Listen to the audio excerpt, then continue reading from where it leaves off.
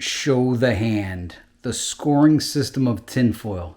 Now, I'm not saying that this is an exhaustive list. I'm not even trying to show off, but I want somebody out there, like a YouTube channel, to start documenting all the tactics. I don't know how, there's all the stuff about all the occults and secret societies and all the symbolism, but no one's tracking the techniques and the Jedi mind tricks that are played upon the population. All right, guys, videos like this are important to me, exposing specifically some of the tactics, Jedi mind tricks that are used upon the good people of the population. We need it spelled out. I think all of us have a different insight onto the techniques, like spotting out what they do, and we need to share it all and share it with other people so that other people are also aware of these tactics. Because once you can't pull a trick on somebody if they know what they're doing to you. You can't pull a trick on somebody if they know what the trick is. So the key is to reveal all the tricks that they do. Also, to eliminate political speak, corporate speak. And think about it. They limit our dialogue. They limit our vocabulary, our language. They remove things that we could say, political correctness and all that. Anytime something is taken from us, we need to start to take from them.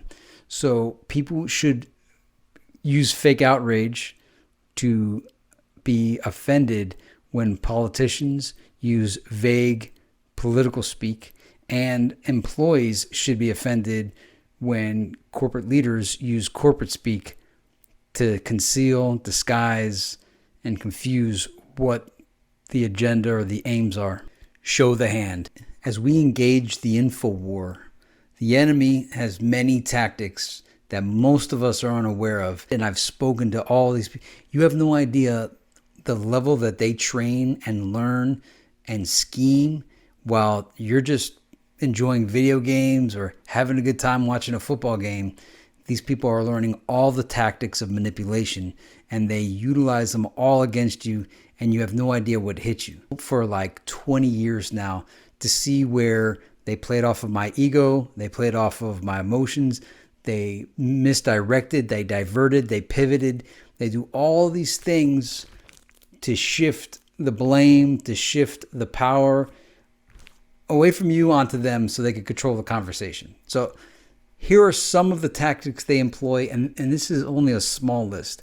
And I urge somebody on YouTube, like a YouTuber out there, a content creator, to create a channel that's specifically about manipulation tactics. Short little videos that outline all of the different tactics of manipulation that get used in conversations, because you could take psychology class, no one's going to teach you. It's almost like you have to learn these through experience and even have the mindset to classify, catalog, define, and realize that these things are being done to you in a systematic fashion.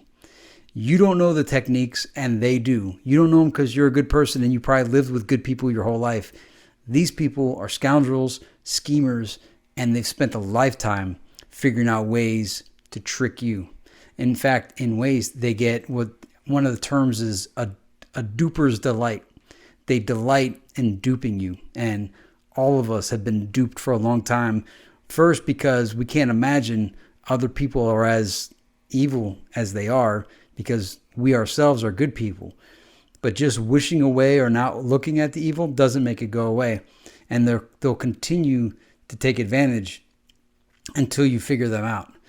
And just know that even as you start to figure them out, they're always developing new tactics and new techniques. And you need to be ever vigilant, always adding to your arsenal, not to use, but to utilize as defense, much like judo. So let's get into it here.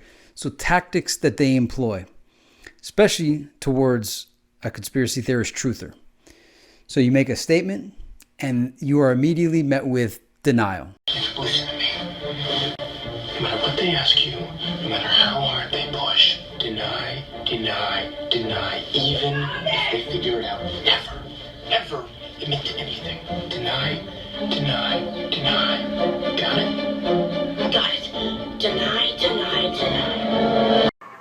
Now just one final word. Yeah? If Ruth should hear something or should get suspicious, Huh? it won't happen, I promise you, but just in case. Yeah? Deny, deny, deny. No matter what she knows or thinks she knows, deny it. But what if she really knew? Deny it. But what if she Deny. really... But what if she... Deny. Deny. or thinks she knows, deny it. But what if she really knows? Deny it. But what if she Deny. really... But what if Deny. Deny. Or you can make an accusation of something you figured out that they did, and it gets denied. Denial, denial, deny, deny, deny. One of the tactics they do is they continuously deny until you can prove beyond a shadow of a doubt that you got to remove the denial. And the removal of the denial, the way I see getting past this is like if you remember doing algebra equations when you were in school.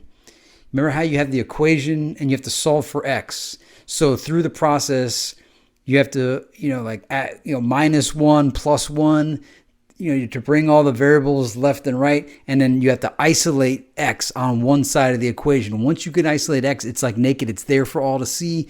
And thus you've solved the equation, solved the problem. That's what we're doing. Is it's almost like they're these crazy algebraic equations that we have to solve for x, and they won't give it to you until you fully solve the x, and you have that x, all that, like when you would actually solve the problem, you would see x equals, and you would see that number right there. It's like, oh yeah, I got you, x equals 3, I got you, right? So that's what we have to do. So they begin with denial, and when I say they begin with denial, the denial comes in all forms and fashions. Sometimes it's just like, why you wonder yourself, why do normies always defend the conspirators? Well, it's because they've been conditioned through a lifetime of thinking the conspirators are the good guys when it's the exact opposite. But they're there to please the conspirators. But then also, if you have a member that's of a group that's conspiring and then you kind of catch them on it, they're going to deny it because they're going to see if you can prove it to their benefit or whatever. The American way is you're innocent until proven guilty. So even if you think you got them, you have to prove it, and they know it. They're like, it's not what you say, it's what you can prove. So you have to be cunning enough to not just prove it, but to get past all of the cloud and mud and confusion that they somehow are able to whip up with no issue. So that's the denial. They're going to deny. They're going to deny. Even if you catch them, they're going to deny it. Or they'll flip it on you like it's your fault somehow that they did something. For instance, there's some people I know that they could steal your car or wreck your car, and when you confront them about it and yell at them about it, like, what? You just stole my car and wrecked it. They're going to say, whoa, whoa, whoa, whoa, whoa, whoa, whoa, whoa. Why are you yelling at me, bro? And it's going to throw you for a... You're like, why am I yelling at you, bro? You just stole my car and wrecked it. That's why I'm yelling at you. And then they'll say, I'm not going to talk to you until you act like a normal person. And you're going to be like, act like a normal person, bro? How are you dictating the terms of this situation? You just stole my car and wrecked it. So they use these Jedi mind tricks to confuse, to make you think that you're not in control of the conversation, that they are the ones that are totally in the wrong, but they have all these manipulation tactics to confuse you, to make you think that somehow they're in control of the situation, that they have the higher ground, and they dictate the morals and the ethics of the conversation, and they're telling you that you're behaving out of line because you're yelling at them. So that if you then lower your voice and act sane, you're then succumbing to their demands when they shouldn't have any ground for any demand. So just know these people are this sick that they do, and I've encountered this. This isn't some hypothetical. All right, the next step. This one's normally done by governments and corporations. It's non-denial denial. Wikipedia lists the definition for non-denial denial as a statement that at first hearing seems to be a direct, clear-cut, and unambiguous denial of some alleged accusation, but after being parsed carefully turns out to not be a denial at all, and is thus not explicitly untruthful if the allegation is in fact correct. It is a case in which words that are literally true are used to convey a false impression. Analysis of whether or when such behavior constitutes lying is a long-standing issue in ethics. British newspaper The Sunday Times has defined it as an on-the-record statement usually made by a politician repudiating a journalist's story, but in such a way as to leave open the possibility that it is actually true. I can't do this on command, but there are people that this is all they do. Even when they have the opportunity to just make a truthful statement, they'll always operate in this non-denial denial Okay, now that sounds like a joke, but sometimes if there's no denial, no comment is like a non-denial denial. You're not denying it, but you're denying it. Plausible deniability. Now this one, plausible deniability is basically what you're up against the entire time. All right, Wikipedia defines plausible deniability as the ability of people, typically senior officials in a formal or informal chain of command, to deny knowledge of or responsibility for any damnable actions committed by members of their organization hierarchy. They may do so because of a lack of absence of evidence that can confirm their participation, even if they were personally involved in or at least willfully ignorant of the actions. If illegal or otherwise disreputable and unpopular activities become public, high-ranking officials may deny any awareness of such acts to insulate themselves and shift the blame onto the agents who carried out the acts, as they are confident that their doubters will be unable to prove otherwise. The lack of evidence to the contrary ostensibly makes the denial plausible and credible, but sometimes it makes any accusations only unactionable. Now, everything I just read to you right here, have you not seen this thing play out in front of your eyes over the past couple years? And let's go down a little bit here. In politics and espionage, deniability refers to the ability of a powerful player or intelligence agency to pass the buck and to avoid blowback by secretly arranging for an action to be taken on its behalf by a third party that is ostensibly unconnected with the major player. In political campaigns, plausible deniability enables candidates to stay clean and denounce third-party advertisements that use unethical approaches or potentially libelous innuendo. Although plausible deniability has existed throughout history, the term was coined by the CIA in the early 1960s to describe the withholding of information from senior officials to protect them from repercussions if illegal or unpopular activities became public knowledge. The opposition will deny and deny. So long as they have a way to plausibly deny, they will always deny. So what you have to do is remove all plausible deniability. You know who else will do this? Normies will do this when you present them information that conflicts with the worldview that they've been conditioned their entire life to believe. They'll deny it and they'll deny it, and they'll always find a way to make it make sense or to make what you're saying incorrect. Also, there's another term called apologetics. Wikipedia defines apologetics, speaking in defense, is the religious discipline of defending religious doctrines through systematic argumentation and discourse. Early Christian writers who defended their beliefs against critics and recommended their faith to outsiders were called Christian apologists. In 21st century usage, apologetics is often identified with debates over religion and theology, but my definition of it expands way beyond religion. When I say apologetics, I'm not even talking religion anymore. I'm talking damage control. I'm talking downplaying. I'm talking fact-checking. Fact-checking is when I say fact-checking, I mean these fake fact-checkers that basically fact-check the truth. All that is and the fact checks are there to say, no. What you heard there, it's not true. No.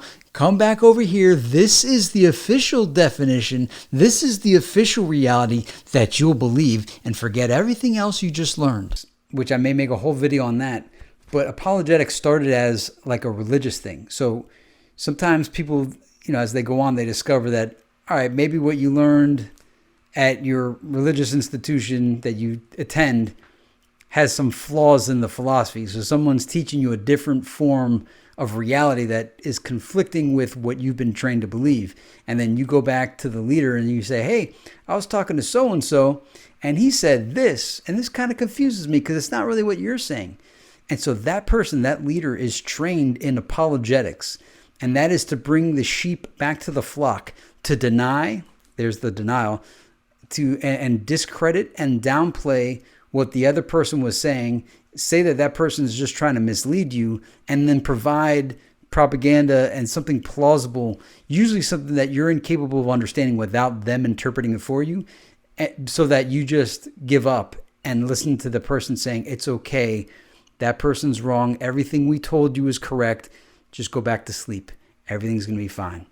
So that's the apologetics. That's what they use. But with plausible deniability, they're always going to find a way to deny until they can't.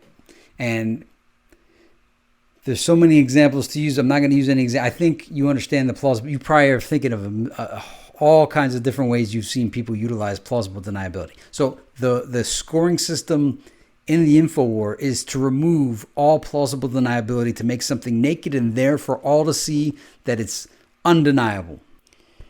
The next technique they use is gaslighting. Wikipedia defines gaslighting as a colloquialism loosely defined as making someone question their own reality. The term may also be used to describe a person, a gaslighter, who presents a false narrative to another group or person which leads them to doubt their perceptions and become misled, generally for the gaslighter's own benefit, disoriented, or distressed.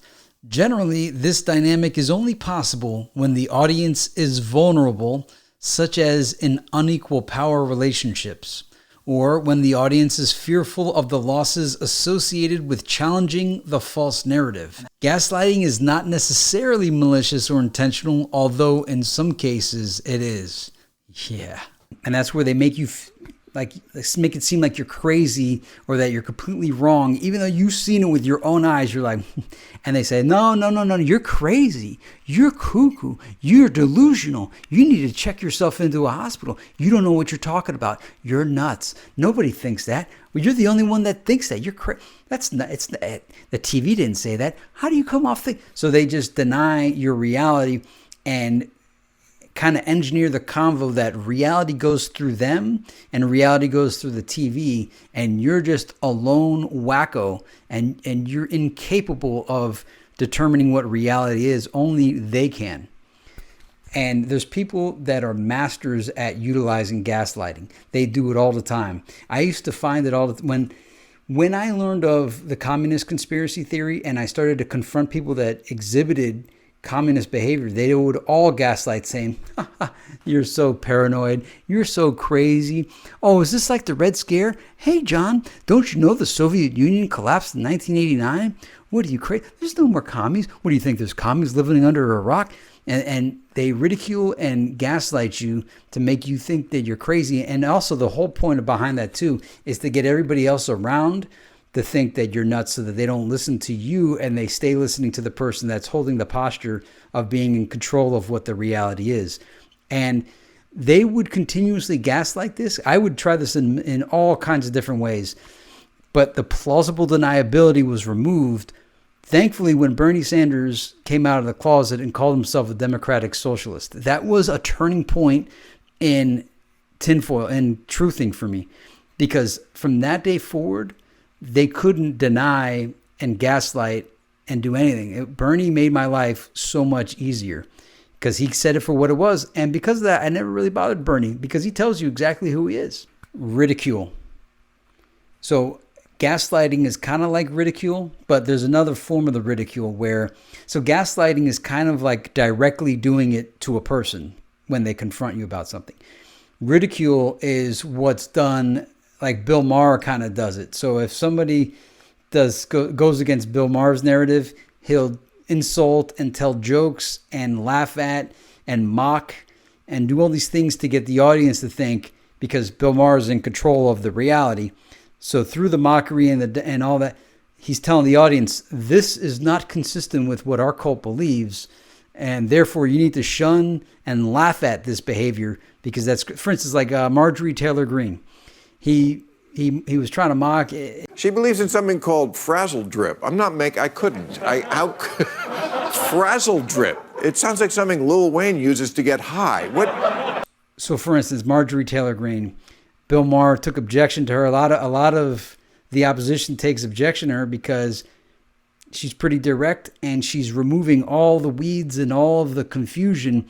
I've got stories for days. I will argue I've been one of the most effective members of Congress because I have put and led the effort to put the entire United States Congress on record so that Democrats can look up their representative and say, how did my Democrat that I voted for vote? Republicans, how did my Republican representative vote? I think this is extremely important for everyone across the country to know the job performance of their representative. The establishment can't be happy with you. Oh, no. I got in trouble with Republicans, too. As a matter of fact, I got chewed out. I mean, chewed out. You want to know why? Marjorie, people don't want to be on record. Oh, no. Meaning they don't want their constituents to know how they voted. And making everything viewable, seeable, understood by all. They live in the shadows. They live in the darkness. And they can't be brought to the light so that you can see exactly what they're doing. They spend their entire lives confusing, like Houdini tricking, misdirecting you to not know what they're doing. And people like Trump saying, that's the fake news, regardless of, and I know you guys are truthers, so you're like, he's controlled opposition, is this, is that. Dude, the reason why I always repped for Trump was I went to school, I was trained in mass media, and when I learned TV production and TV news, I realized, wow, they're training us to lie to people. And so I would try to tell people all the tactics and everything that I learned, and everybody denied, gaslit, did challenges to authority when I'm like, yo, I got a diploma. I studied this. They literally were training me to make fake news. Why don't you believe me? And because they don't want to think that their reality was incorrect, that their whole life they've been listening to the news, because the news is the name you can trust. The news, we are on your side. When trouble happens, you turn to us, right? To the point where even at the time, so fake news wasn't a topic yet, but negative news, and people in the late 90s, early 2000s, people were seeing like slanted news, negative news, sensationalized news. That's what it was called back then. It was sensationalized news. And we had this alumni come in who had a career in the media, and he postured like this. He said, listen, okay, you're going to have some people that are going to come up to you and say, when they find out you work in the news, they're going to say, you know what? You work for a bunch of liars. You're just sensationalizing reality. You're not telling the truth. And he said, if anybody comes up to you and let them know this, when trouble happens, when a disaster strikes, what's the first thing people turn to regardless of what they said about this? The same people that are saying that we're sensationalized, the first reflex that they have is to turn to the news media for answers about what happened. We tell them what to think. And there was even a slogan that said, we in the news media don't tell people what to think. We tell people what to think about. As if that made it any better. See, that's the kind of manipulation tactics. Oh, we don't tell people what to think. We tell people what to think about. We in the news media don't tell people what to think. We tell people what to think about. And it sounds so clever. And so, oh. And if you don't think about it, it's like, what? All right, so if gaslighting and ridicule and denial and non-denial and plausible deniability don't work, they then do what's called kill the messenger. I don't really like Wikipedia's definition, but shooting the messenger is a metaphoric phrase used to describe the act of blaming the bearer of bad news. Until the advent of modern telecommunication, messages were usually delivered by human envoys. For example, in war, a messenger would be sent from one camp to another. If the message was unfitting, the receiver might blame the messenger for such bad news and take their anger out on them. In current application, a modern version of shooting the messenger can be perceived when someone blames the media for presenting bad news about a favored cause, person, organization, etc.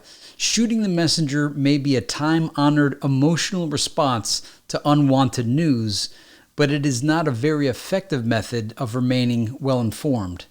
Getting rid of the messenger may be a tactical move, but danger found in non-disclosure may result in either hostile responses or negative feedback from others. People learn very quickly where this is the case and will studiously avoid giving any negative feedback. Thus, the emperor continues with the self-delusion. Obviously, this is not a recipe for success, and a culture of thinking positive so as to purge negative people from the ranks. I saw this was kind of demonstrated in Don't Look Up. Reactions to the whistleblowing organization WikiLeaks led to calls not to shoot the messenger.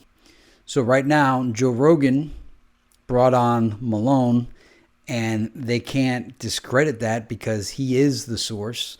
They're trying to. They can't. Now, Malone may be controlled opposition, but in this case, he destroyed the narrative that they spent 2 years conditioning and deleting everybody that's strayed from the narrative. And all the tactics didn't work. So now they're in the process of killing the messenger. Actually, think about this. When Joe originally got sick, they then did ridicule by calling it horse dewormer. They did more ridicule by having memes with Joe's face morphed as a horse, Joe on the body of a horse hopping around, or people hopping around. So they got all these people to do these online videos of them jumping around like a horse to downplay, to ridicule, to gaslight Rogan, saying, hey, I was cured with these things, with these remedies. And other methods of killing the messengers to discredit them. For instance, Jose Canseco, he said that the baseball players were using steroids. Think of all the things they did to him. They gaslit him, said, oh, he's crazy. He's complaining. He's just a disgruntled employee. So they did the ridicule, the denial. Think about Rafael Palmeiro. I did not do that. Let me start by telling you this. I have never used steroids, period.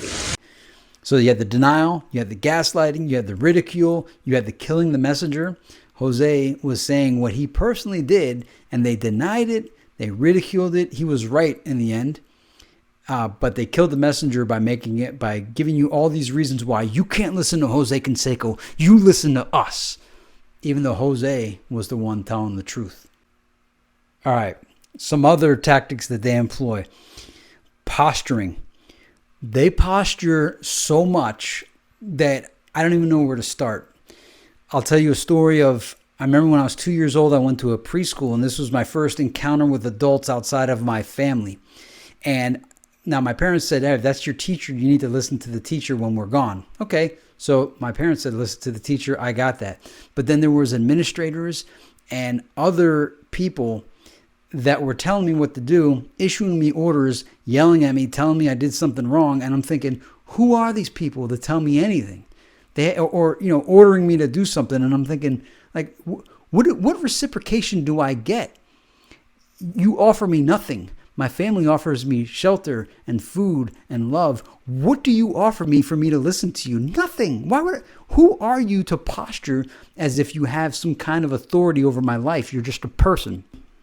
Then later on in life, I graduated high school, and the teachers have one more week of school after the students graduate. My mom was a teacher, so I had to go to her school to pick her up. This is after I'm all graduated. I'm done. I'm going to go to college now. But I'm out of the high school system. I'm no longer a student. I'm no longer in their rule system. As I was walking to go pick my mom up, I thought to myself, wow, I'm walking through like a restricted area. I wonder what would happen if some kind of teacher or administrator saw me. From like outside of one of the walls, this teacher pops out. What are you doing, young man? And I'm sitting there saying, like, and I look at her like, I'm seeing her for what she was for the first time. It looked like literally like a girl hopping in front of a boy, yelling some order, hey there, young man. And I just saw it through her. And she realized that I saw through the authority, the fake authority, the fake posturing. And then she realized like that I was probably there on official business, and she asked like, what are you doing? She like changed her whole tone and talked to me like a regular person, and was like, all right, what are you doing? I'm like, I'm here to pick up my mom. She's a teacher. And she's like, all right, go ahead through. But it's that posturing.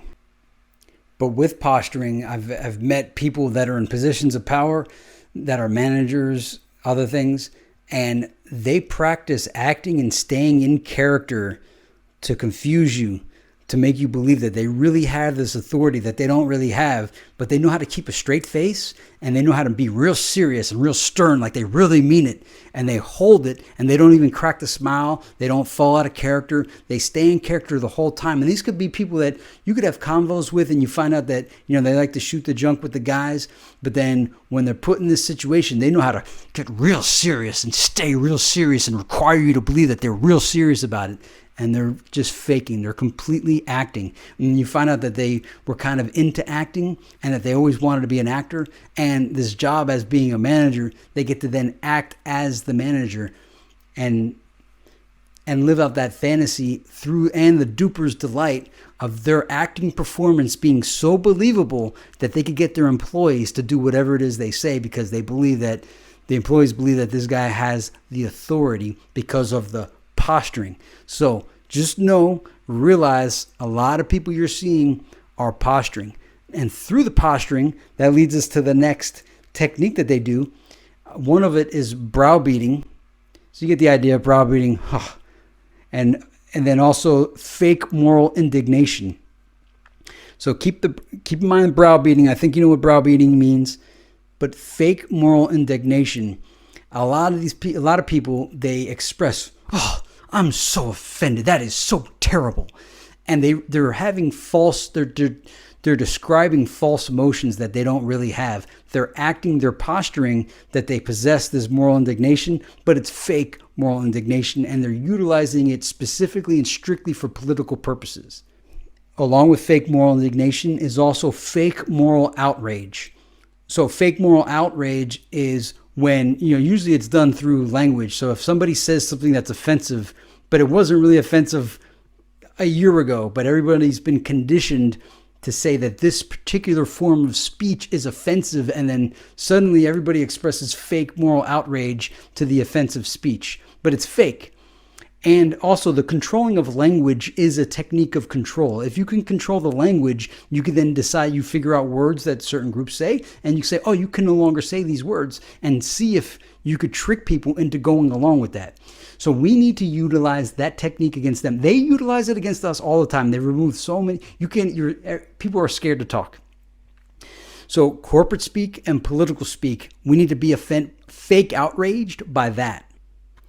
Now, recapping the staying in character, they do all of this for the high ground and control. It's an act. They don't really care about the situation. They are completely acting, and they experience a duper's delight when you fall for it. They don't care about anything, but they gain a thrill from controlling the conversation. Even more so, I'm reading this by the way, even more so when they are totally and completely in the wrong. So that's another part so what I used to say at the beginning of the live action role play is that this was the greatest fantasy for a group of people in our country. It's not good enough to just do something. They need to have society sanction the behavior. So there's people that spend the whole year planning out Halloween. Halloween is the greatest holiday to them because they want to pretend and be somebody else. And if they don't like who they are, I feel bad for people that are like that, but there's also people obsessed with this stuff, and they live for Halloween because they want to pretend, they want to be something else. But they have to do it with permission. They always have to be granted permission. It's kind of like the devil has to seek your invitation into the house. And they love societally sanctioned behavior. Now, to give you an idea, I would notice this in school, that people love Halloween. And I'm like, hey man, if you guys like Halloween so much, why don't you just dress up all the time? But everyone's like, they can't think like that. They're like, no, you're only allowed to dress up on Halloween. So I dressed up as a pumpkin one day to school with tights and an outlandish, ridiculous pumpkin outfit, and went the whole day and showed hey dude, I just wore a whole ridiculous, incredibly obscene, absurd pumpkin outfit. And there's nothing in the student code of conduct book that says you can't wear a costume. You can't wear a hat. You can't wear skimpy dresses. You can't wear sunglasses.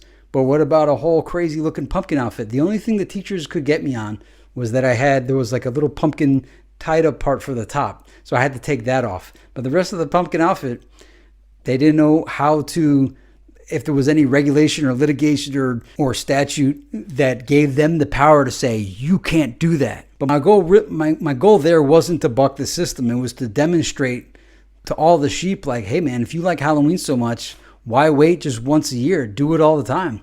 I did it. Nobody gave me permission to do it. I just did it. But they require permission. So when society, but not just permission, they want society to sanction the behavior, to say it's okay. So once everybody was given permission to wear masks, oh my God, you don't understand the fantasy that some of these people experienced. They wanted it to never end. So much so that they stayed in character for an additional year and a half. And to this day, they still are clinging on to maintaining the masks, because this is the pretend world fantasy utopia that they've dreamed of. It's not that they get to wear masks. It's that they are sanctioned by society, and society said it's okay. That's the thrill.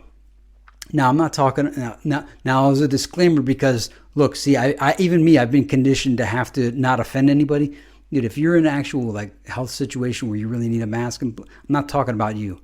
I'm talking about people that have kept this going for their fantasy.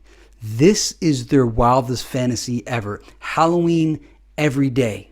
And they'll do whatever they can to maintain this live action role play. They'll posture, they'll do moral indignation, they'll say you're killing people, all these kinds of things to keep it alive. So until you figure this out and understand the psychology, this is part of what you're up against to get this whole thing to turn off. Show the Hand, Part 6. So tried that, and sure enough, everybody's just waiting for one person to do it first. So everybody's the cow that follows the other cow. And there's even people in the business world that say they want to be first to be second. The fact that nobody wants to stick their neck out is so lame to me. They deserve no reward. All right, so the game is to show the hand, to reveal the hand, to show it for what it really is. A great scene is in Atlas Shrugged Part 2, the trial of Hank Reardon. He's on trial, and he says, and he kind of cuts through all the illusion, because they're trying to use words like, oh, it's for the greater good. Mr. Reardon, you are misrepresenting the letter and the intent of the fair share law. It is based on the highest principle, the principle of the public good. And all these things, he says, listen. If you sentence me to jail, send armed men to get me. I will not volunteer to go.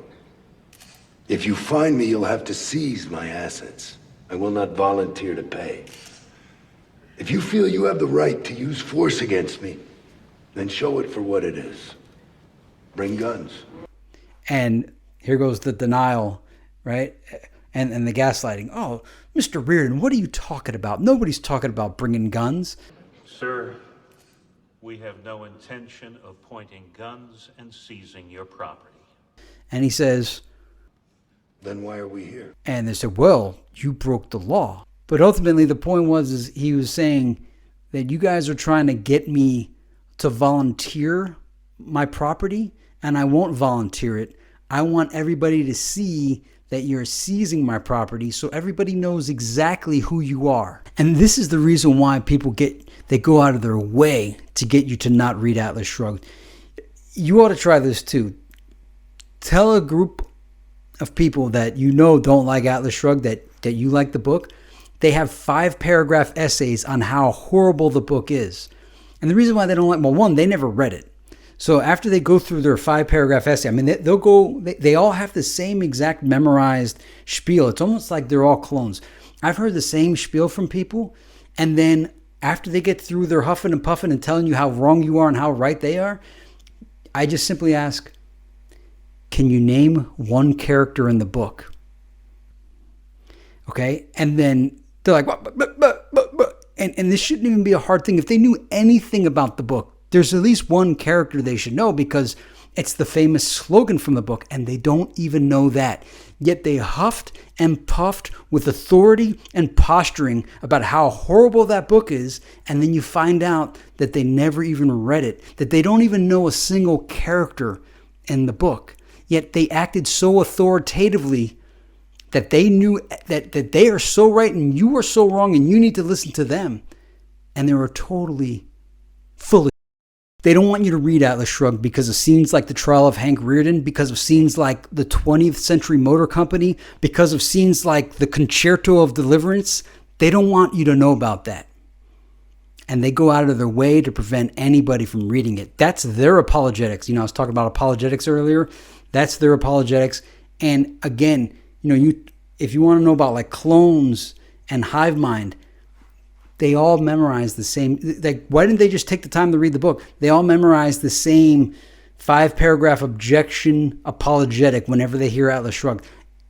It's incredible. The first person you do it to, you'll be impressed at how posture and how in character they stay. But once you hear it a second, third, and fourth, and fifth time, and they all have the same exact posture, and then they can't tell you any specifics, which we're getting to, about the book. So Hank Rearden showed it for what it really is.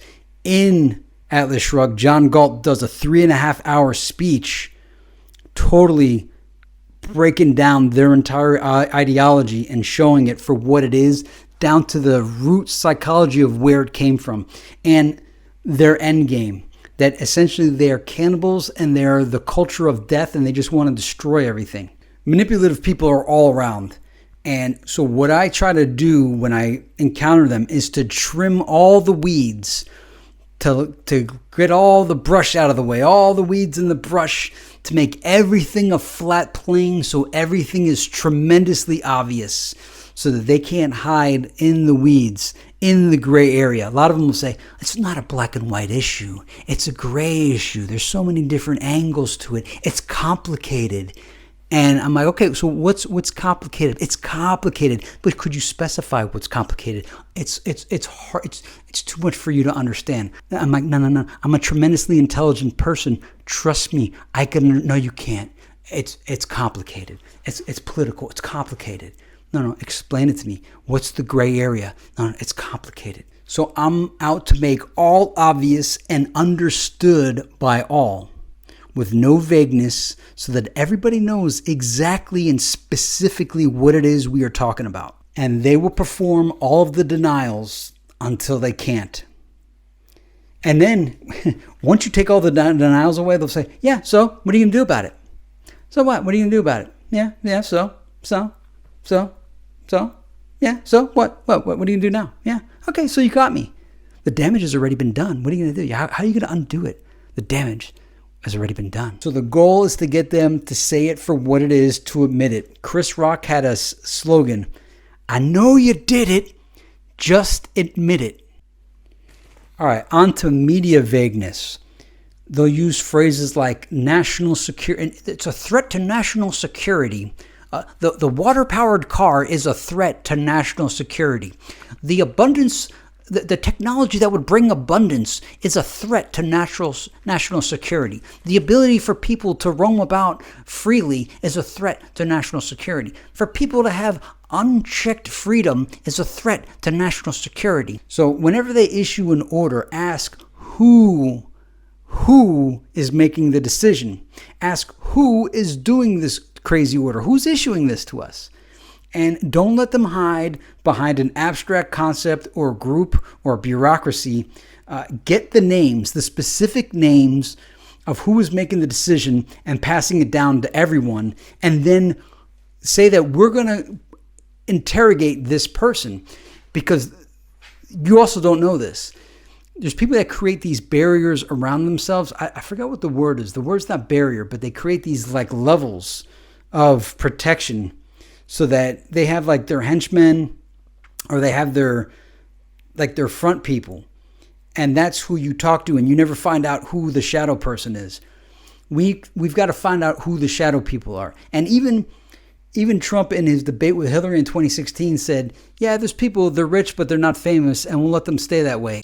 I absolutely used it, and so did Warren Buffett, and so did George Soros, and so did many of the other people that Hillary is getting money from. Now, I won't mention their names because they're rich, but they're not famous, so we won't make them famous. Okay? And it's like, whoa, hold on. Why? Why do they get to stay that way?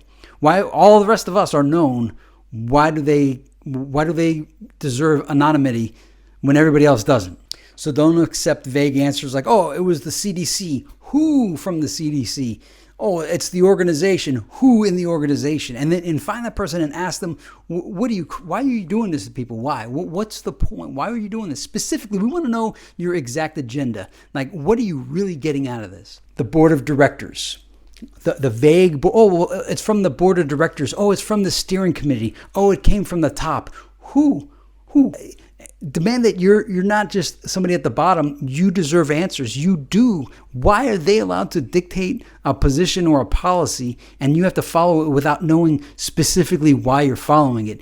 Full disclosure is part of the system of contracts.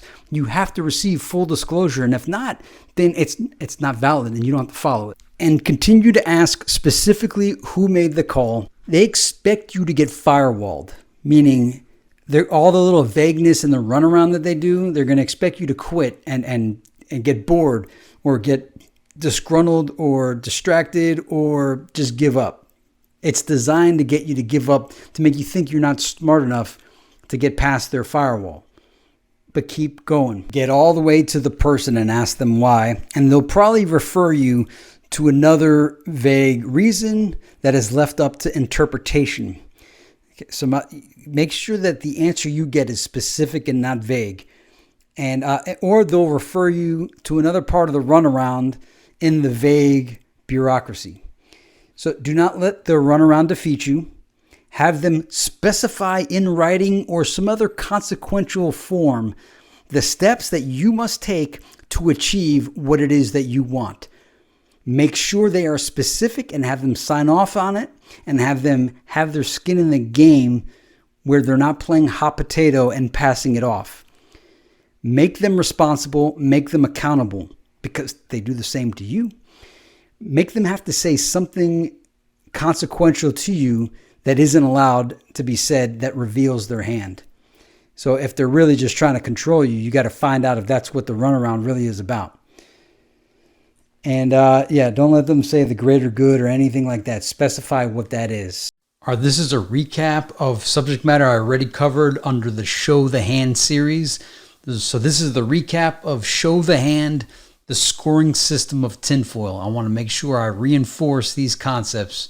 All right, the tactics they employ: denial, non-denial denial, plausible deniability, gaslighting, ridicule, and then if the above 5 don't work, kill the messenger. Character assassination. Other tactics they employ: posturing, browbeating, fake moral indignation, fake moral outrage, fake outrage, and then staying in character. They do all of this for the high ground and control. They don't really care about the situation.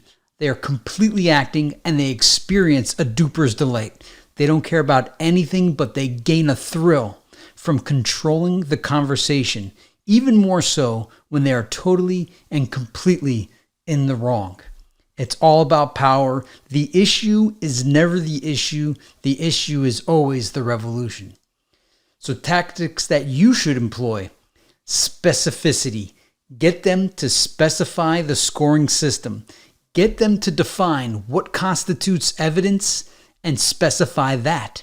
They'll deny the contest. They'll say that's not what's going on, and they'll posture with fake moral indignation, but make sure to ask what the goalpost is and if they intend on moving that goalpost once the goalpost is achieved. Make sure you have them specify that and find out what their answer is beforehand.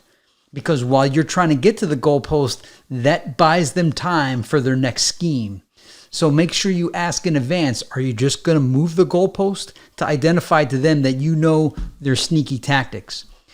Have them specifically state their claims and then restate it to them and have them accept the definitions and accept that what you understood is what they understood or what they intended or they implied, so that they can't change it later on.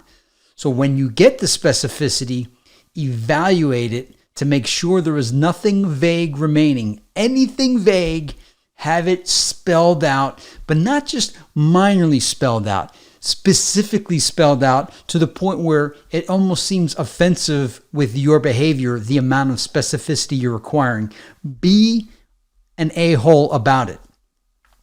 because they are going to try to trick you or use linguistics and semantics and backdoors and goalpost moving. They're going to use every tactic if you don't get it all spelled out. So have it all spelled out and make them say it themselves. Also know that they won't give you a straight answer on the first few tries of you requesting the specificity. They will deflect, divert, misdirect, reframe, and pivot to the burden being on you. Ignore all of their demands, all of them, and stick to asking for specificity. Stick to the plan. Do not allow their Jedi mind tricks to throw you off course. Get them to say it. Learn the specificity, require the specificity, and then ask for more specificity. Have them spell all of it out. Have them reveal their complete hand. And not just fact check, require them to show their work. They expect you to not know this. They expect you to not do these things. So put them on the line. Ask them for everything. Spell it out. Not only that, even if it's a sales call, ask the salesperson to put it in writing, send you an email, tell you the price straight up right off the bat so you don't have to go through a half hour of a sales pitch. Get it all up front, and if they don't provide it, say, okay, then we're not engaging. I don't want to hear the sales pitch. Give me the bottom line, because that's what they'll do to you, so you do it back to them. And I'm not just talking about sales situations. The game is to show the hand, to reveal the hand, to show it for what it really is, to trim the weeds and brush, to make all obvious and seen and understood by all. And just know that they will perform all of the denials until they can't. The goal is to get them to say it for what it is, to admit it. I know you did it, just admit it. Because that removes the denial, the plausible deniability, and all of the other methods and weeds and bushes and shadows that they love to hide behind.